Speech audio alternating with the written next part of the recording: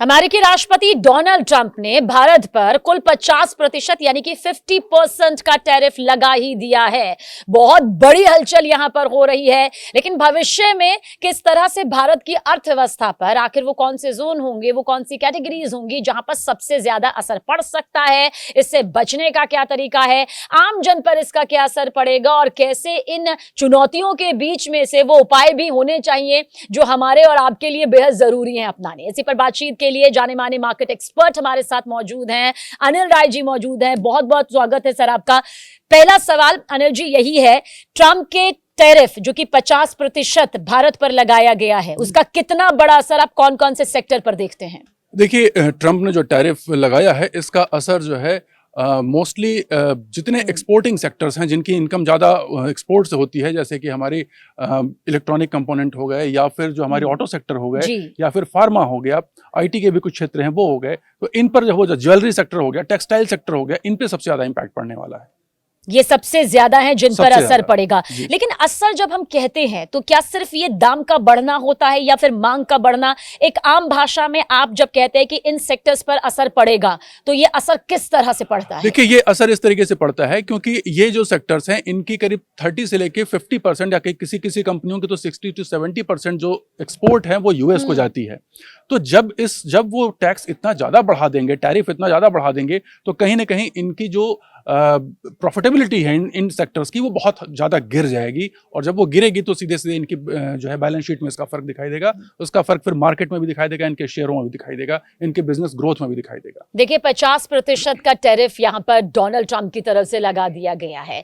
हम कह सकते हैं कि ये डोनाल्ड ट्रंप का एक बौखलाहट रही जिसका यहां पर भारत अब भुगतान करने जा रहा है। लेकिन अगर प्रधानमंत्री नरेंद्र मोदी ने कहा है कि किसानों का हित सर्वोपरि रहेगा, तो कैसे रहेगा? क्या स्ट्रेटेजी यहां पर आपको नजर आती है मार्केट के लिहाज से?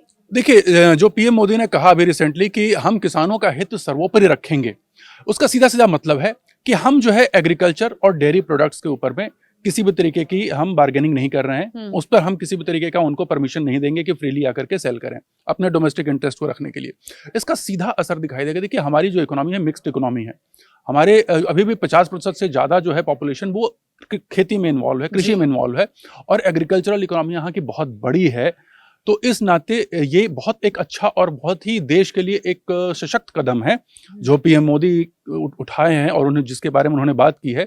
और कहीं ना कहीं अमेरिका को इसी बात की तकलीफ है कि ये इस क्षेत्र पर, क्योंकि डोनाल्ड ट्रंप ने अपने चुनावी इलेक्शन में इसका वादा किया था कि हम अपने एग्रीकल्चर और डेयरी प्रोडक्ट्स के लिए जो सबसे बड़ी इकोनॉमी है विकसित देशों में, तो कहीं विकासशील देशों में, जो कि ब्रिक्स का पार्ट है वो भारत ही है, तो इशारा उनका भारत था कि उसको हम ओपन करेंगे, जो कि वो अभी कर नहीं पाए, और नहीं हमारी गवर्नमेंट उसको ओपन करने की कोई परमिशन दे रही। तो ये बौखलाहट जी। अनिल जी, क्योंकि ट्रंप का 50% भारत पर टैरिफ लगाना, आपको लगता है कि जिन सेक्टर्स का जिक्र यहाँ पर आप कर रहे हैं उनमें से आम इंसान से ये कैसे कनेक्ट होगा? आम इंसान पर डोनाल्ड ट्रंप के इस 50% के टैरिफ का क्या असर आप देखते हैं? देखिए, आम इंसान पर इसका असर जो है वो इनडायरेक्ट होगा, डायरेक्ट तो नहीं, इनडायरेक्ट होगा। हाँ, कुछ क्षेत्रों में डायरेक्ट भी होगा, जैसे कि जो ज्वेलरी के क्षेत्र हैं, टेक्सटाइल के क्षेत्र हैं, जब इन सेक्टर्स की सेल ही अफेक्ट हो जाएगी तो बहुत सी ऐसी जो छोटी कंपनियां जो बहुत कम मार्जिन पे टिकी हुई थी, उनके बिजनेस लगभग बंद होने के कगार पे हो जाएंगे। तो बहुत बड़ी मात्रा में जो है कर्मचारियों की छटनी शुरू हो जाएगी,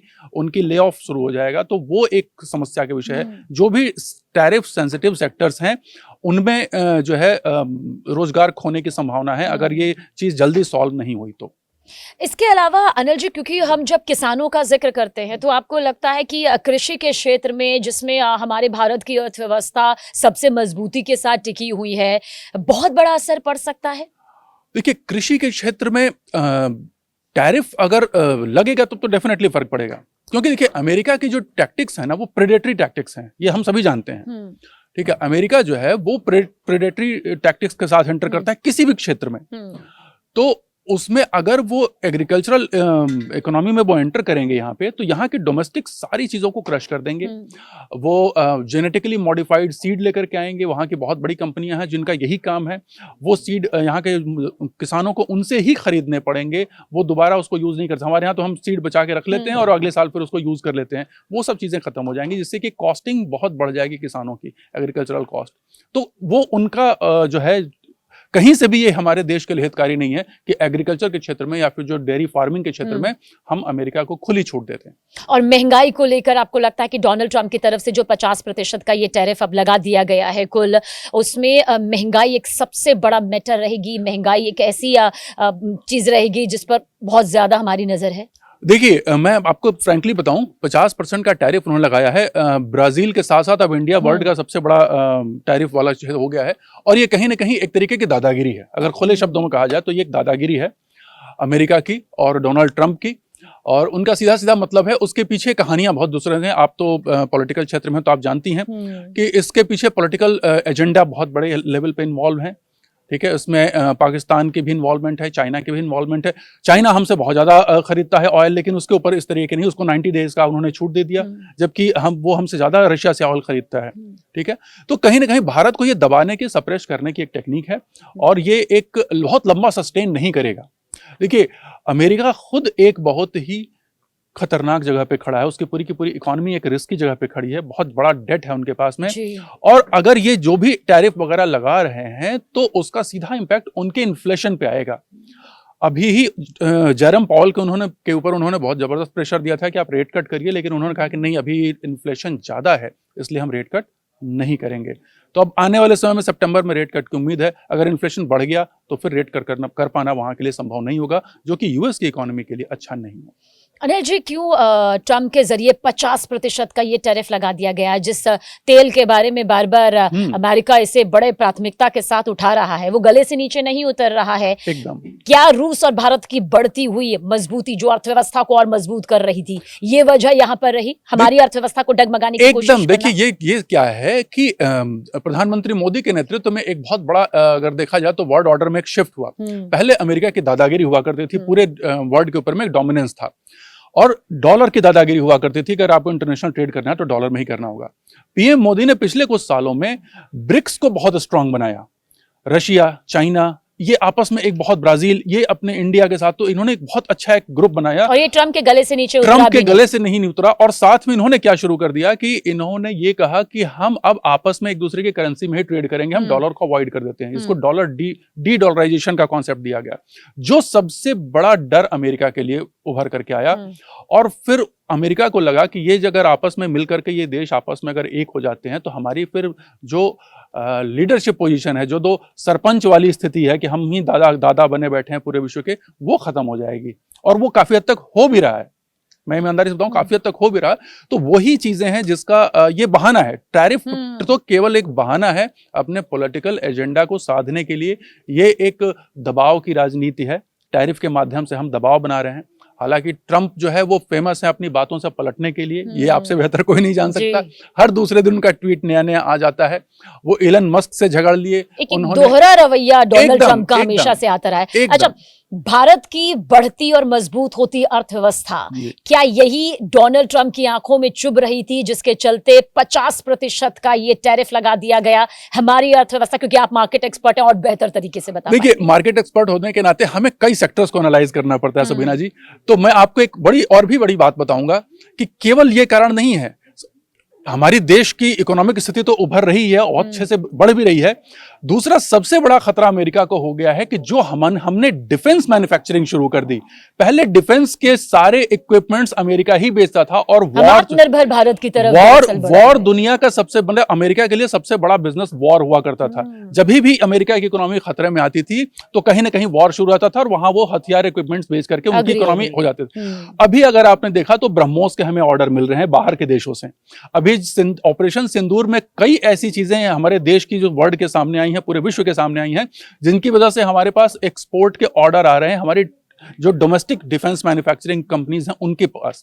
ये सबसे बड़ा खटक रहा है अमेरिका को, क्योंकि उसका कहना है कि अगर ये तो हमसे खरीदने के बजाय खुद बनाने लगे और बनाने तो बनाने दूसरों को बेचने भी लगे। मतलब आप ये कह रहे हैं अनिल जी कि भारत का रक्षा क्षेत्र में बहुत ही मजबूती के साथ उभरना, तो भारत का रक्षा क्षेत्र में बहुत मजबूती के साथ में उभरना ही डोनाल्ड ट्रंप की आंखों में चुभ गया। एकदम डोनाल्ड ट्रंप की आंखों में चुभ रहा है। जो लोग डोनाल्ड ट्रंप को एडवाइस दे रहे हैं उनकी आंखों में चुभ रहा है। देखिए, प्रेसिडेंट अकेला कुछ नहीं कर सकता, ये आप भी जानती हैं। वहां के और ऑपरेशन सिंदूर की तो ताकत सबने देखी, वो भी चुभ गया। मतलब वहां उनके पीछे बहुत सी एजेंसियां हैं जिनकी आंखों में खटक रहा है और उनको ये लग रहा है कि अगर इसको रोका नहीं गया इस देश को, तो कहीं ना कहीं फिर हमारे लिए जो है हमारी स्थिति जो है वो कमजोर हो जाएगी, और ये 2-4 देश आपस में, इंडिया, चाइना, रशिया हो सकता है आपस में मिल करके एक अच्छा कोएलिशन बना लें, जिससे अमेरिका का कोई मतलब ही नहीं रह जाएगा। और ऐसा हो भी रहा है। देखिए अभी हमारे जो प्रधानमंत्री हैं अभी चाइना की यात्रा पर जाने वाले हैं, ठीक है, रशिया के साथ हमारे बड़े अच्छे संबंध हैं। तो कहीं ना कहीं कुछ एक वर्ल्ड ऑर्डर में शिफ्ट होता हुआ दिखाई दे रहा है, पूरे ग्लोबल वर्ल्ड ऑर्डर में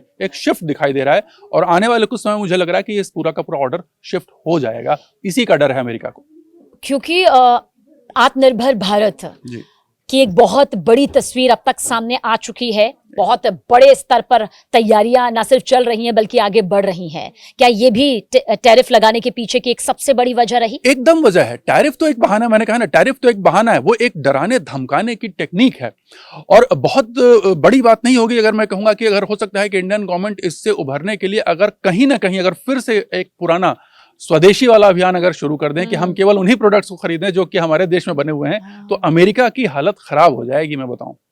मैं बस इसी सवाल पर यहाँ पर आने वाली थी कि किसी भी मुसीबत या चुनौती से अगर निकलना है तो उसके लिए मेरे ख्याल से भारत सबसे पहले नंबर पर देखिए, आता मैं है। एक स्पष्ट बात आपको बता दूं, इकोनॉमिक्स और जो स्टॉक मार्केट पर नजर रखते हैं तो भारत दुनिया का सबसे बड़ा कंजम्पशन वाला देश है। हमारी कंट्री में दुनिया के सबसे ज्यादा नौजवान है और सबसे ज्यादा अर्निंग यूथ है, तो अपने आप में हमारे पास कंजम्पशन के लिए बहुत बड़ा मार्केट है। ये मार्केट बल्कि दूसरों को ललचा रहा है, वो इस मार्केट में घुसना चाहते हैं।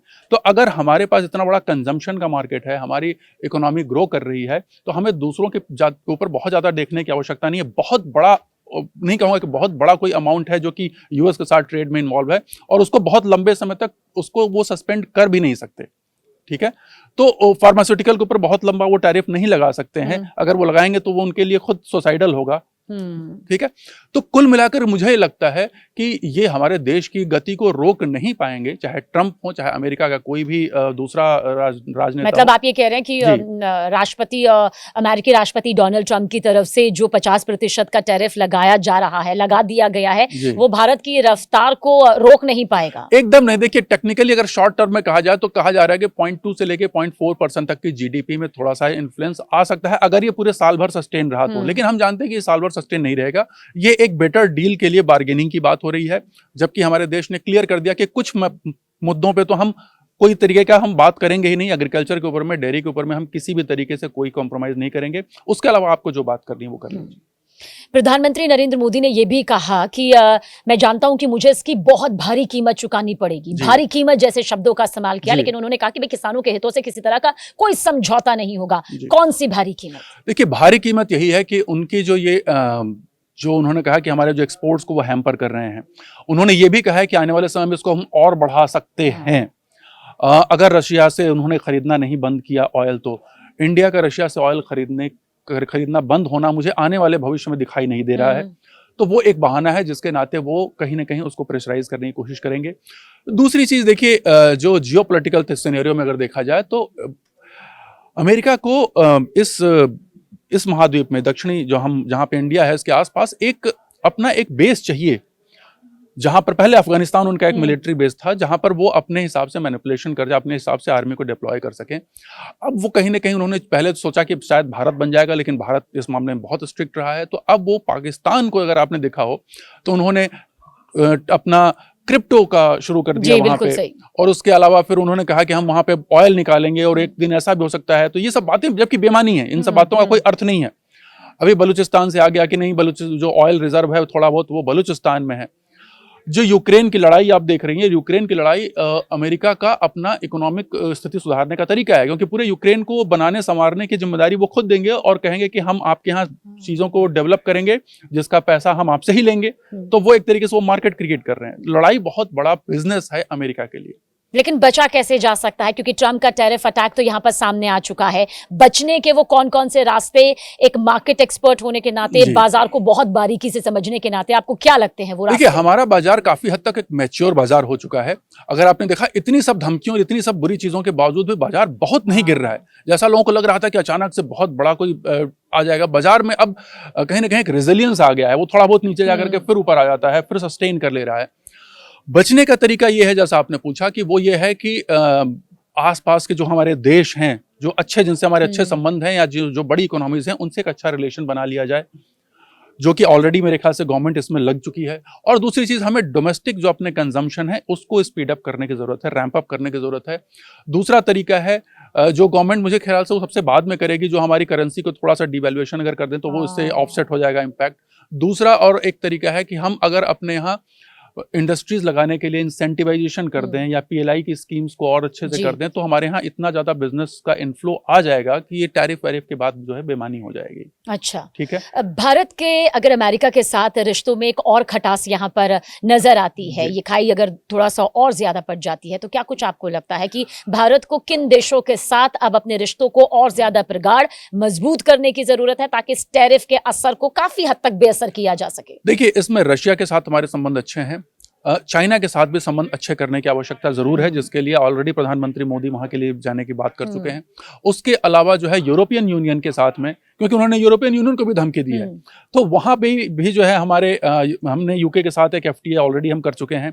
बाकी जर्मनी और फ्रांस वगैरह देशों के साथ भी हमारे एक अच्छे संबंध होने चाहिए, और इधर मिडिल ईस्ट की तरफ भी हमारे संबंध ऑलरेडी पहले से भी अच्छे हैं, तो उनको भी थोड़ा सा ठीक ठाक करने की जरूरत है। तो ये कुल मिला के जहां जहां हमारे बिजनेस जो है, अमेरिका को छोड़ दें तो बाकी सारी जगहों पे हमारे साथ संबंध अच्छे होने की प्रबल संभावना दिखाई दे रही है, जिसमें ब्राजील भी है, इसमें कनाडा भी हो सकता है। कनाडा में चूंकि सरकार बदल गई तो वो भी हो सकता है, तो इन सब देशों से हमें फर्क पड़ेगा। अनिल जी, क्या आपको लगता है कि हम जिन तरीकों का जिक्र कर रहे हैं उसके लिए एक बड़े स्तर पर अभी गवर्नमेंट पूरी कोशिश यहाँ पर कर रही होगी, लेकिन वो कौन कौन से सेक्टर आपको लगते हैं जिन पर आपको लगता है कि असर बहुत ज्यादा नहीं होगा, बस एक उसे हाइप दिया जा रहा है पर इतना असर नहीं पड़ेगा? देखिए, टैरिफ अफेक्टेड सेक्टर की आप बात कर रही हैं, उनकी बात कर रही हैं। हाँ जी, हाँ जी। टैरिफ अफेक्टेड सेक्टर में जो मुझे लग रहा है, फार्मा के ऊपर बहुत बड़ा इंपैक्ट पड़ना नहीं चाहिए। हालांकि ट्रंप ने कहा कि हम फार्मा की मैन्युफैक्चरिंग यूएस में कराएं, बट वो इम्प्रैक्टिकल है। वो इम्प्रैक्टिकल है। जो पूरा सेटअप बना हुआ है फार्मा का, देखिए फार्मा का प्रोडक्शन के लिए बहुत बड़ा सेटअप चाहिए होता है और बहुत टेक्नोलॉजिकल जो चीजें होती हैं, तो वो ऑलरेडी इसका सेटअप यहाँ पर है और कॉस्ट इफेक्टिवनेस भी देखी जाती है। तो वो अगर उस पर टैरिफ सस्टेन करेंगे तो उनकी जो पूरी की पूरी जो हेल्थ केयर पॉलिसी है, जो हेल्थ केयर का सिस्टम है, वो पूरा चरमरा जाएगा और लोग वहाँ के एकदम सड़कों पे आ जाएंगे। इतनी हालत खराब हो जाएगी, महंगाई बहुत बढ़ जाएगी और लोगों का नुकसान बहुत हो जाएगा। तो मुझे नहीं लगता कि उसको बहुत लंबा सस्टेन कर पाएंगे। दूसरी जो चीज दिख रही है मुझे कि टेक्सटाइल पे भी बहुत लंबे समय तक नहीं कर पाएंगे, क्योंकि टेक्सटाइल की मैन्युफैक्चरिंग जो है वो मोस्टली सारी या तो इसी हमारी साउथ ईस्ट जो मतलब एशियन कंट्रीज हैं वहीं से होती है, और चूंकि लेबर भी सस्ता है और इफिशिएंसी है प्रोडक्शन में, तो वो एक एरिया है जहाँ पे बहुत लंबा सस्टेन उसको नहीं कर पाएंगे। बड़ी जिम्मेदारी टैरिफ के अटैक से बचने में मददगार के तौर पर आपको क्या लगता है कि युवाओं के कंधों पर ज्यादा है? देखिए, युवाओं के कंधे पे डेफिनेटली इस समय है। मेरे ख्याल से देखिए हमारी गवर्नमेंट ऑलरेडी इतनी सक्षम है और इतनी सशक्त है कि इसके लिए बहुत लंबा उन्होंने एक प्लान ऑलरेडी डिस्कस कर भी लिया होगा अभी तक, और मुझे विश्वास है पर्सनली कि हमारी जो गवर्नमेंट है वो सक्षम है इस मामले में। प्लस हमारे युवाओं के लिए ये है कि कहीं ना कहीं हम अपने देश हित में ध्यान में रखते हुए अपने इंटरनल कंजम्पशन जो हमारी देश की इकोनॉमी में ही निवेश करें और देश की चीज़ों को ही थोड़ी सी प्राथमिकता देना शुरू कर दें, तो उससे बहुत ज़्यादा फर्क पड़ जाएगा स्पेंडिंग में। अपनी लोकल जो मैन्युफैक्चर चीज़ें हैं, एक केवल युवाओं को नहीं, पूरे हम देश के नागरिकों की तरफ से कहूँगा कि जो हमारे इंडिया में प्रोडक्शन वाली चीज़ें हैं उनकी तरफ थोड़ा सा कंजम्पशन शिफ्ट कर दें, तो हमारे देश की इकोनॉमी भी बच जाती है और वो यूएस टैरिफ वाला भी इम्पैक्ट ज़्यादा नहीं रह जाता। अच्छा, अब एक एक करके सेक्टर के हिसाब से जल्द आपसे जानना चाहेंगे। ज्वेलरी, जाहिर सी बात है अभी त्योहारों का सीजन भी है, ऐसे में क्या लगता है ट्रम्प का 50% का ये टैरिफ ज्वेलरी के क्षेत्र में या फिर जो भी पूरा नजर आता है आपको, सोने का मोल भाव, उसमें कोई बहुत बड़ा असर? उसमें बहुत बड़ा असर नहीं पड़ेगा। थोड़ा सा देखिए इंटरनल डोमेस्टिक ये ज्वेलरी जो वहाँ एक्सपोर्ट होती है मोस्टली जो है वो सूरत में जो आपके डायमंड वगैरह के जो बिजनेस होते हैं वहाँ पे, तो उनमें थोड़ी सी कमी आ जाएगी, तो थोड़ा सा सस्ते इंडिया में मिल जाएंगे वो, क्योंकि पहले जो बाहर चले जाते थे वो उसकी अब हर्डल होगा, तो वो यहाँ कंजम्पशन थोड़ा सा वो तो कम दामों में मिल सकते हैं। हालांकि सोने पे कोई फर्क मुझे नहीं लग रहा, क्योंकि सोना तो ग्लोबल जो है डिमांड की वजह से बढ़ रहा है, तो सोने में कोई फर्क नहीं दिख रहा है मुझे। जो स्टोन ज्वेलरीज वगैरह उनमें थोड़ा सा फर्क आ सकता है। इलेक्ट्रॉनिक सामान को लेकर क्या कुछ आप कहेंगे, उस पर क्या असर पड़ेगा? इलेक्ट्रॉनिक सामान में आप एक बड़ी फनी चीज देखिए, उन्होंने कहा कि एप्पल जो है वो वापस आ रहा है, ठीक है। अब एप्पल में क्या वापस आ रहा है आपको पता है? उन्होंने ये कह दिया कि एप्पल, तो ये कंपनी बड़ी बुद्धिमान है, एप्पल जो अपने मोबाइल फोन की स्क्रीन का जो ग्लास है वो केवल वो मैन्युफैक्चर करेगा वहां पे, उसने उसका कमिटमेंट। स्क्रीन भी नहीं, स्क्रीन तो बहुत बड़ा प्रोडक्ट हो गया, स्क्रीन का जो कवर ग्लास होता है केवल वो यूएस में प्रोडक्शन करेगा, और उसके वजह से जो है वो इंडिया में बना हुआ अगर वहां पे सामान जाता है तो उस पर कोई फर्क नहीं पड़ेगा। तो चूंकि एप्पल का सबसे ज्यादा प्रोडक्शन इस समय इंडिया में ही हो रहा है और सारे एक्सपोर्ट होते हैं, तो वो एक केवल वो घुमाने का तरीका है, उससे कोई बहुत बड़ा फर्क मुझे नहीं दिखाई दे रहा। डेयरी प्रोडक्ट्स, उस पर कितना असर ट्रम्प के ये 50% टैरिफ का पड़ सकता है, क्योंकि कहा जा रहा है कि ये सबसे ज्यादा फिक्रमंद है और इस पर सबसे ज्यादा फोकस करने की जरूरत होगी। एग्जैक्टली, देखिए डेयरी प्रोडक्ट्स में अब वही मैंने कहा कि एक्सपोर्ट में तो डेफिनेटली उस पर एकदम उसमें फर्क पड़ेगा, लेकिन डोमेस्टिक कंजम्पशन जो है हमारा जैसा स्टेबल है वैसा ही बनता रहेगा। हालांकि बहुत बड़ा मैं नहीं कहूँगा कि इसका वॉल्यूम कोई बहुत बड़ा है, जो बहुत बड़े सेक्टर हैं जो जिनका एक्सपोर्ट होता है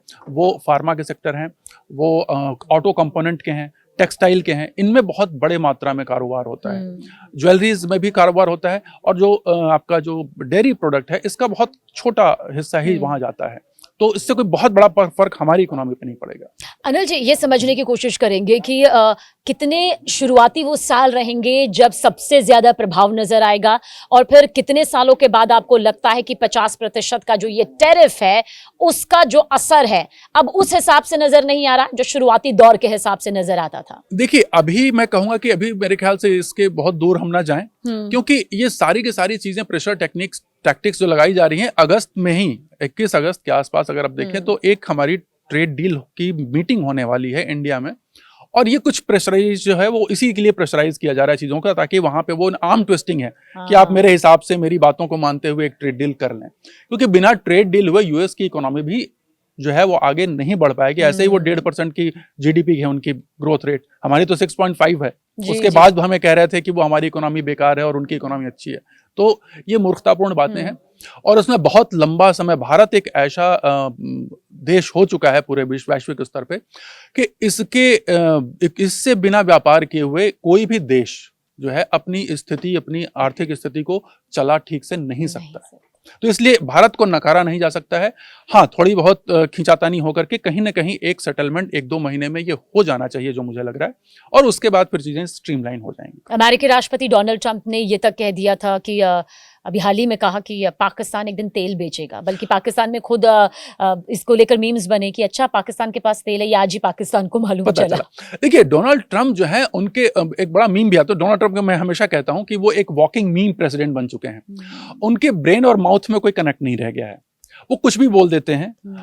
दिमाग से सोचना भी बहुत वो समझते नहीं है जरूरी, और फैक्ट की तो बात ही नहीं करते। अभी थोड़े दिन पहले ही अगर जैसा पूछा जाए, हमारे देश ने साफ साफ कहा कि आप जो है क्रिटिकल मिनरल रशिया से खरीदते हैं, तो उन्होंने स्ट्रेट कहा कि भाई मुझे इसके बारे में कोई जानकारी नहीं। आप प्रेसिडेंट हो जिस देश के, और आप कह रहे हो, जब फैक्ट आपके सामने लाया जा रहा है तो आप कह रहे हैं कि मुझे इसके बारे में कोई जानकारी नहीं है, तो इससे फनी बात तो कुछ हो ही नहीं सकती। तो कुल मिलाकर के ये है कि ये बातें डोनाल्ड ट्रंप को बहुत सीरियसली, चूंकि एक बड़े देश के नेता हैं इसलिए सीरियसली लेना पड़ रहा है, वरना व्यक्तिगत रूप से तो उनको सीरियसली लेने वाले व्यक्ति वो हैं ही नहीं।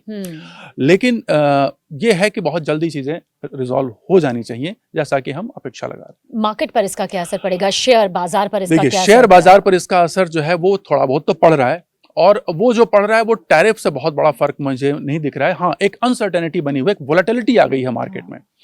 वोलेटिलिटी जो होती है वो निवेश के लिए सही नहीं होती है, हालांकि जो ट्रेडर्स होते हैं वो उसका फायदा उठाते हैं, लेकिन लंबे समय तक ये नहीं रहेगी।